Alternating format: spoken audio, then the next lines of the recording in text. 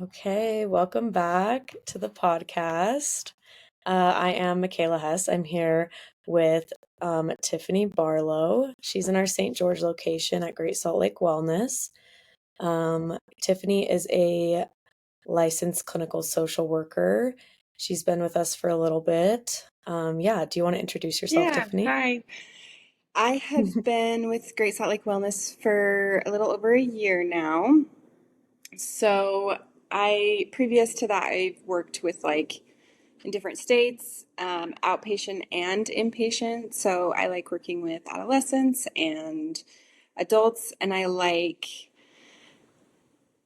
validating the emotion and understanding where people are coming from, but also just really trying to get to the root of things and challenge maybe what's not working for them.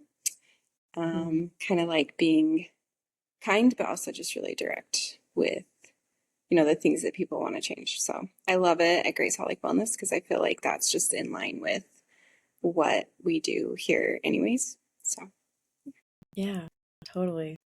What do you specialize in?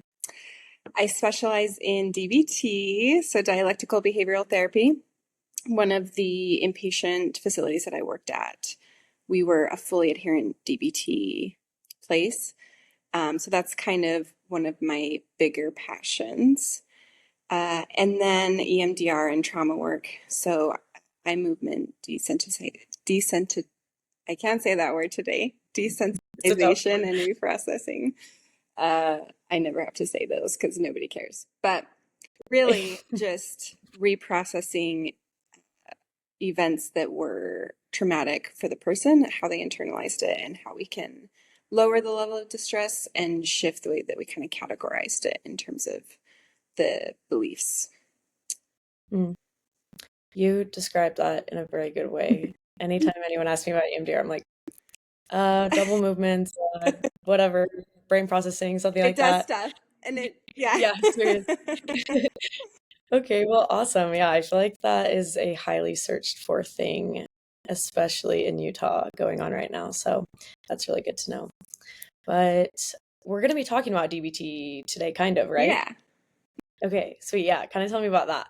So, because, I do like to dive into deeper things with my clients in terms of why they're doing what they're doing and understanding themselves more. And I also like to just give them skills because, with me, we can dive deeper and talk about stuff. But when they leave the office, I want them to have an idea of how to address these things, deal with triggers or things that come up for them. And so Mm. to me, DBT is just really easy and simplified ways to do that, particularly because I worked with adolescents. And so there's, shortcuts and ways to remember those things.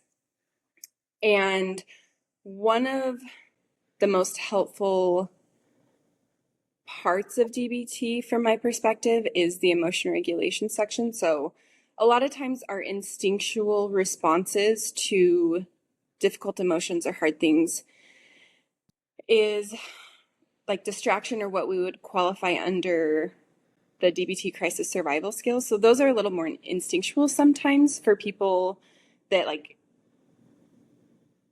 something happens, they instinctually know I need to distract from this.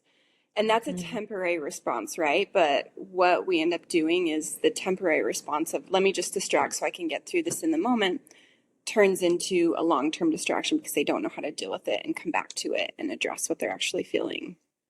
And so what I like about the emotion regulation skills in DBT is that it really helps us give a different perspective on, okay, after the moment when you're in a triggered state or you're in fight or flight, let's get back to this remembering of emotions are giving us information, and whether it's information about a trigger in the past or information about the present or what's going on with us, we need to go back to that and understand how we're going to address these things.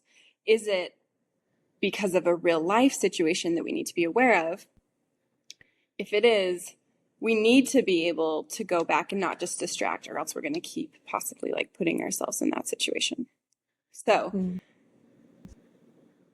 yeah, I always say this is one of my, I always say like, this is my favorite skill, but this is one of my favorite skills because, which is a model of emotions and what we call a behavioral chain analysis, or a BCA. Okay. Okay, so question real quick. So if you're working on the behavior, are you focusing on the emotion and the behavior kind of at the same time? Do you work on those together? Yeah, that's a good question.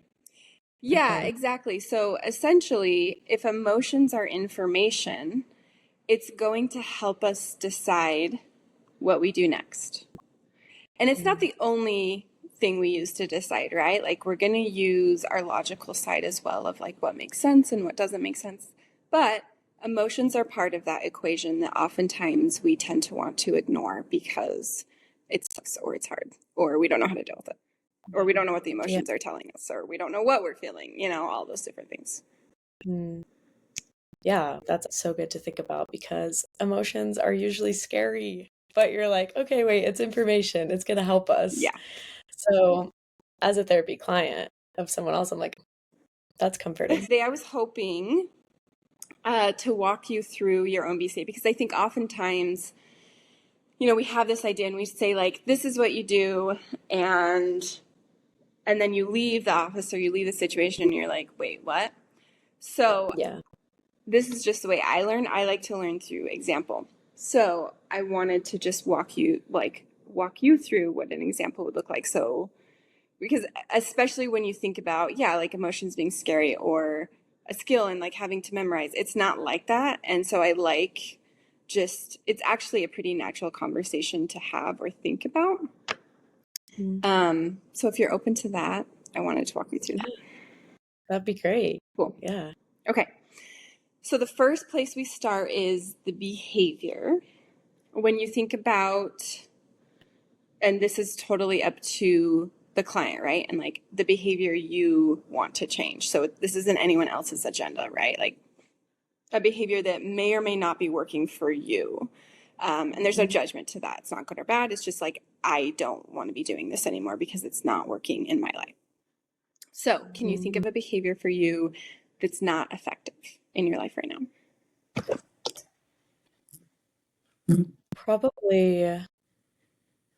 Probably staying up too late, like not getting enough sleep. Okay.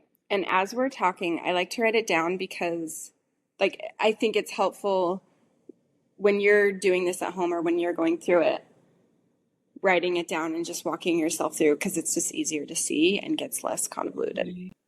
Okay, yeah. So start with the behavior, staying up too late.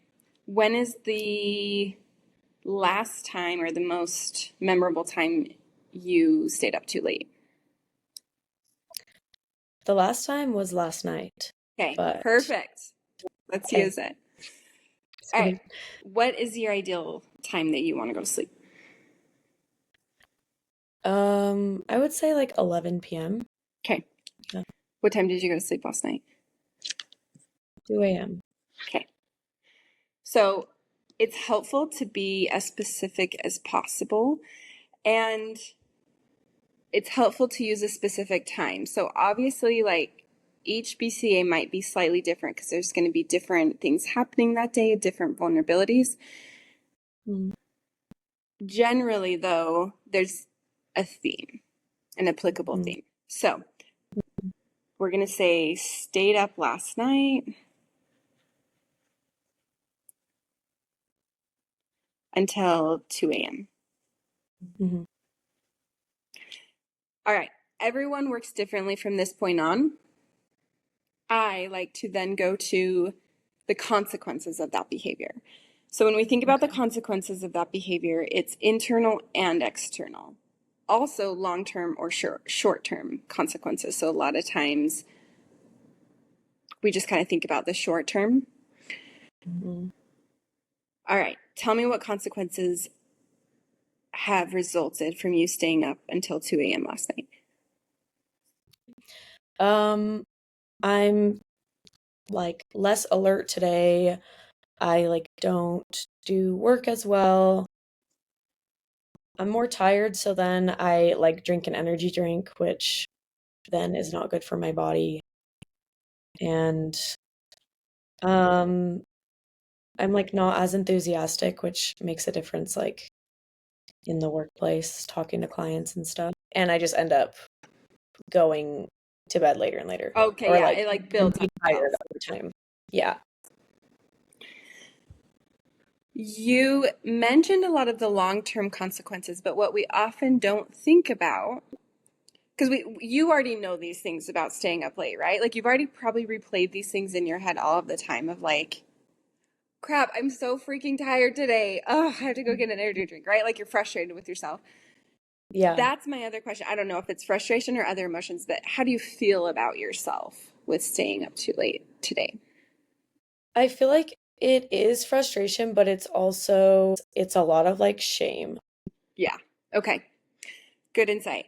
The other piece of this that we miss is the immediate consequences of staying up too late. So, from the time of 11 p.m. when you wanted to go to bed and 2 a.m., what were those consequences like? Was it fun? Did you enjoy yourself? Did you get to like talk or do things that like were exciting? Yes, I was with friends. I was having fun, making connections. Cool. Okay. That's the piece I wanted to highlight was yeah, the emotional piece of it, but then also like fun with friends. Mm, Okay. yeah. We're going to go backwards a little bit now. Is that okay? Yes. So, and the reason I do it this way is because this is just the way it makes sense in my head. When you're Hmm. doing it and evaluating your own behavior, you can totally like change that order. But Hmm.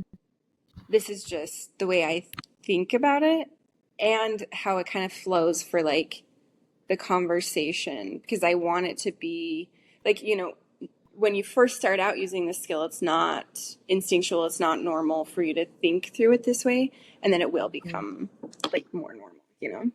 Gotcha. Okay. Okay, I want to go back to the minute that you decided you were going to stay out past 11 and tell me about what was going on.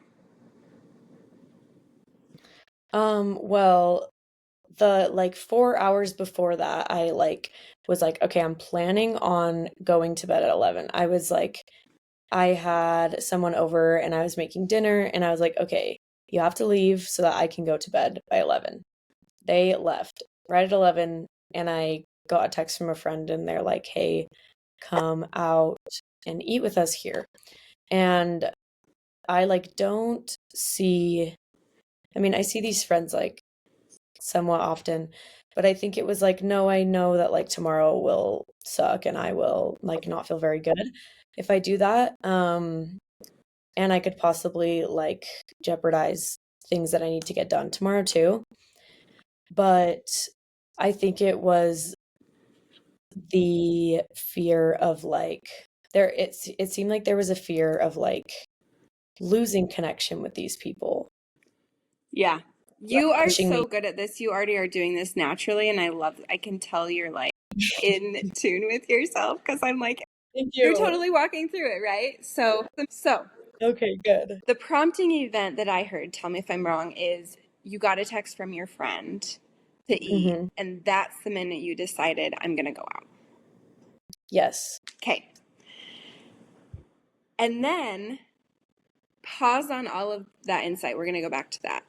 I'm Okay. curious for you how the day was generally, like in terms of any vulnerabilities, like were you like any emotions or any events that happened that maybe made you more susceptible to making decisions that you don't want to make, like either physical, emotional, Mm, like staying up too late before so you're like tired, or maybe you're bored, or like anything else yeah. going on that day?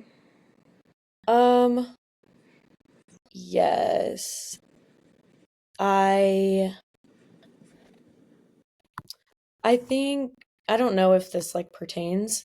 Um, but yesterday was like before it was an emotional day, and I feel like I was really hard on myself. Like I didn't follow through with like a lot of the things that like I told myself I was gonna do. Like I like for example, I like packed a healthy lunch and I didn't even eat it. Like I ate out instead. And then like I also told someone I was gonna do something yesterday and I didn't follow through with that. So I wasn't I feel like I was like disappointed in myself kind of through multiple things throughout the day yesterday. Was there guilt or shame associated with that? I would say I feel like both, yeah. And I think that's a cycle that I see myself fall into a lot. And so it was kind of just like hopelessness of like, oh, well, why should I even try and do things differently? Right. Because I always don't follow through. So Right. Okay. Yeah, so those vulnerabilities already were there in terms of, and probably not like super high level, right? Like with going, yeah, I mean, those are things like decisions that we make all the time as people. right. Yeah, Yeah. You kind of brush them off, yeah, for totally. sure. But like generally, there's this theme of like guilt and shame, letting myself down kind of thing. Yes. Okay, cool. So we're going to break this down, and this might be milliseconds, this might be minutes, I don't know. But so I know this can seem painful and benign when you think about it this way. Mhm. From the minute your friend texts you to the minute you decided to stay up late, maybe it was a minute, seconds, whatever, you already listed some things, but we're gonna like really understand more about what's happening in those seconds. You Mhm. already had the thought of tomorrow will suck. I don't get to see these friends that often. Fear of losing that connection. So there's some emotions there. Mhm. Any physical sensations? How did your body feel? Was there like excitement, or like with the fear, was there any kind of adrenaline or anything like that? I think adrenaline and just kind of like nervousness. Where did you feel that in your body? Probably like in my chest. Tell me what that felt like. Um, I guess it felt like a feeling of excitement, but kind of in my stomach and in my chest of like, oh, my stomach is churning, but there's also like excitement and like I don't know how to describe that, but No, you're doing great. Like, yeah, the churning, that makes sense. Yeah. yeah. Okay. And then any other thoughts or emotions that you noticed you experience? And I know you didn't Um, think through this at the time, right? So like, right. yeah. I let's see. I think it was just kind of like fear of loneliness, mostly like pushing that. Okay.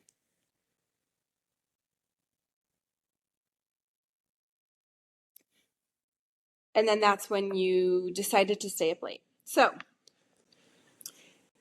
when you write this stuff down, the cool thing is BCAs are really easy to Google.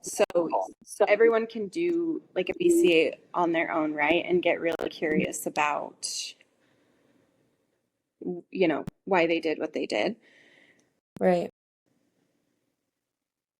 When I look at kind of the themes of what you talked about, there's some things I noticed, but I'm curious for you,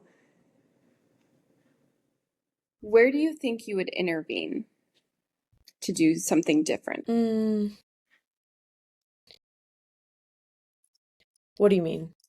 When we look at all of the kind of the string that carries those all together, and we allow ourselves to get curious, to change that pattern of like, okay, this isn't working for me anymore. We want to understand, okay, where do I need to intervene and understand more about myself and do something differently? Whether it's the emotions going on from the day, whether it's like from the trigger or prompting events, or from the consequences that you get from the decision. I don't know if this is like maybe the things that happen throughout the day, but it's like I would intervene when I felt like security in myself or like fulfillment of like, oh, like these people aren't going to forget about me if I don't go right now. Or like I still have connections with a lot of people in my life, even if I don't go to this thing tonight. Like, Mhm.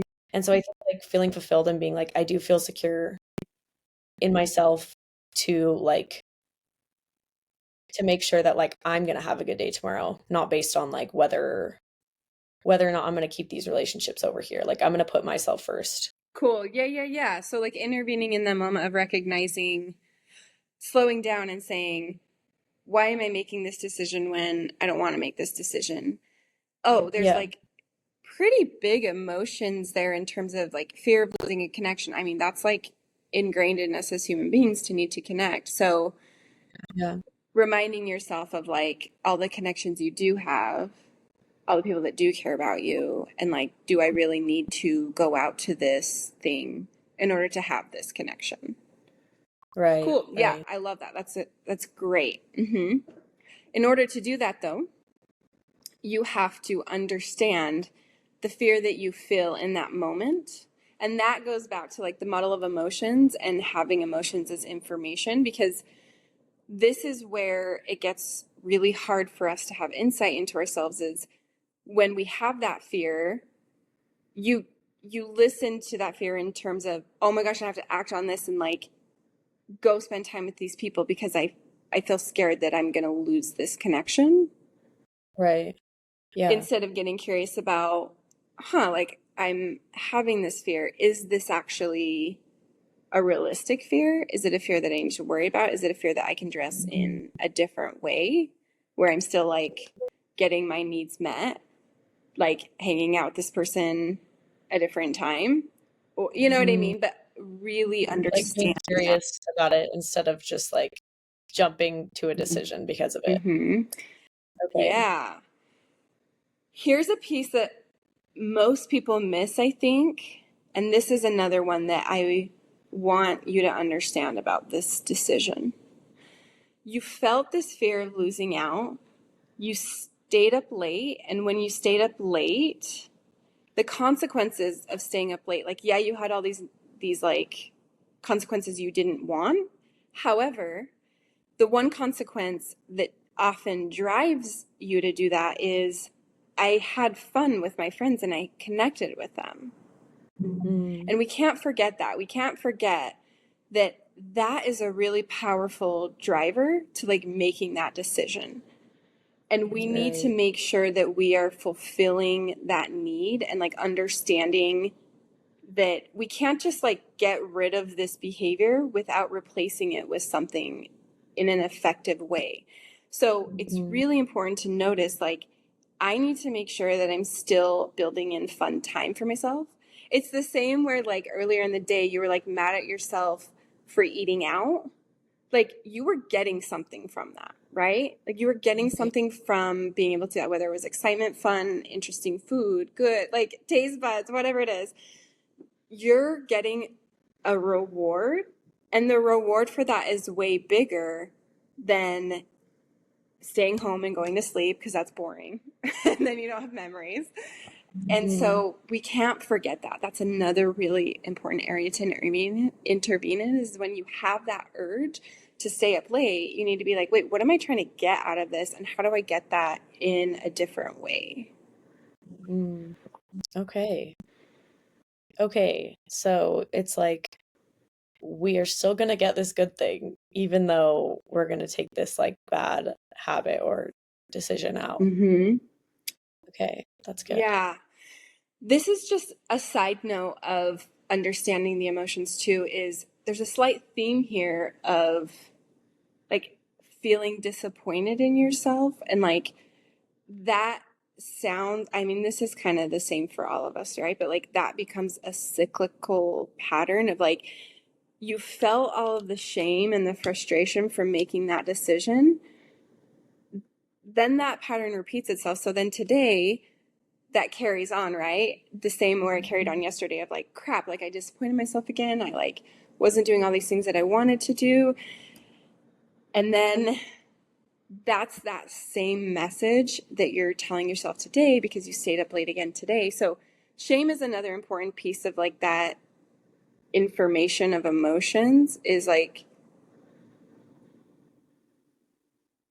that's going to keep repeating itself if you internalize that as something's wrong with you or like you're disappointing yourself versus like, okay, I'm understanding that I'm feeling shame. Where's my self-compassion? Where do I like be kind to myself? Where do I build myself up and positively reinforce myself and get curious and all those fun things? I mean, so much easier said than done, right? But we can also understand how shame is actually a driver to like have that confirmation bias of like, hey, well, like I did it again. I'm just going to keep doing it, you know? Right. So that's probably not like the main driving force of you making that decision, but I think it's just kind of like a side piece to understand. Well, I feel like in like changing a behavior and things like it all feels very like complicated. There's a lot of pieces, but I feel like what I like from what we've talked about in the last little bit is that like it's a lot of like replacing, which feels like simple and doable. And it's like, okay, that feels like less debilitating, where it's like, okay, instead of this shame, I'm gonna replace with compassion, and like I'm gonna replace a disappointing time in my day with a fun time. And like I feel like that feels doable. Yeah. Because like going Yeah. out to eat or staying up late, like your body's telling you you need to go like enjoy yourself and put in fun time into your day. Right. And like you're gonna just keep making these decisions of like doing it in a way that you don't necessarily want to do it if you're not building that into your day and making sure that you're getting that. Right. Like being intentional about what I genuinely am needing. Mm-hmm. Yeah. Okay. Yeah, so that is the BCA. Yeah. With DBT, mindfulness, all of that, like it's coming from just a curious place. We're not judging. Again, that's a practice in and of itself, but hopefully there you didn't feel like there was like judgment words in this. It's just like, no, we're just like trying to understand Right. why we did what we didn't want to do. Right. So I guess like in simple terms, in like simple steps, tell me the BCA just in like the simple Perfect. steps. Yes. There's a million different, I guess like your way. yeah, because there's a million different visuals online. For me, I like to break it down in the simplest way of like vulnerabilities are at the top. What are the Right. vulnerabilities just going on emotionally from the day, whatever. Then the prompting event. When is the minute that you made the decision? Second you made the decision, whatever. In between all of that, the milliseconds of thoughts, feelings, physical sensations, urges, you know, all of those things that happen from the time you have the prompting event to the time you make the decision. And breaking all of that down into like really understanding what's going on emotionally and physically for yourself. So then there's the decision you make, the behavior, and then there's the consequences from the behavior. Okay. Okay, gotcha. And so basically the goal is to change the behavior and to understand why. Mm-hmm. Okay. Okay. And this is a big piece of DBT? Yes. Yeah. In the emotion regulation, there's like different skill sets to DBT, Mhm. and this one fits under how to understand our emotions and Mm. regulate them. So feel them at maybe Okay. like a less intense level or make, like decisions about what we're feeling that are effective for us. Okay. Sweet. So there's a few different skill sets. It This is all episode 1. interweaves because I know I'm like a DBT nerd, so I just like throw all of it. But of course, it all builds on itself, right? The DBT skills always build on itself. But Okay. Well, super interesting. I knew nothing about that, so that was so helpful.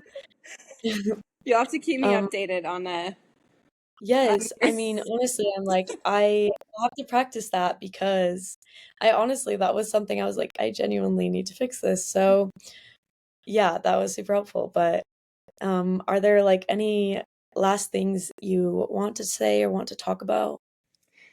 Um, I think, yeah, just remember to be curious and non-judgmental when Okay. you're doing this. Like, and it can be helpful to do it as a conversation with somebody too. If Oh, you know what I mean, like maybe yeah. you can write it down in your journal. You can also do it as a conversation, but it's really easy to do on your own. Just practice Mhm. curiosity and non-judgmental. Okay. Okay, sweet. Well, thank you so Yeah. much. Thanks for talking to me Yeah, about it. Thanks yes, for of sharing course. one of your behaviors too. I appreciate it. Yeah, okay, sweet. Well, we should definitely come and talk more about the other skills in DBT. I feel like that would be something awesome to share Love it. with listeners too. So, Okay. yeah. Thanks. Well, thank you so much for getting on today. And if you're still listening, thank you so much. And yeah, stay tuned for more skills and more things to come. Thanks. See ya. Hey, have a good day. Bye.